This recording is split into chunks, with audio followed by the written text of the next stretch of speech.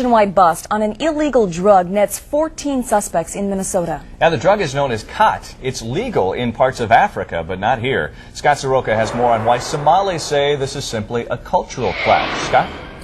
Now, Mike, a nationwide sweep netted 25 tons, more than $10 million worth of Qaad. 44 people were arrested, 14 here in Minneapolis. Now, 10 were charged yesterday in federal court in Minneapolis for trafficking the drug.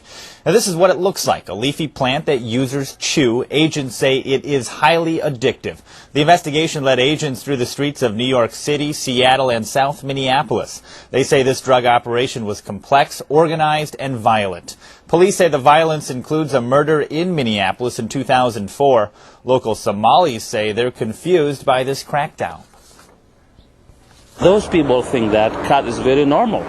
It's like for them to have a cup of coffee in the morning. So you can see an apparent clash of two different cultures. Associated with the drug is now the street gangs that are starting to get involved in the drug trafficking of it because of the profit margin involved, and so we're now seeing associated violence with the drug as well. And agents say yesterday's bust took down the ring that distributed most of the Qaad in the United States. Minneapolis has the largest concentration of Somali immigrants in this nation. Live in the newsroom, Scott Soroka, 5 Eyewitness News.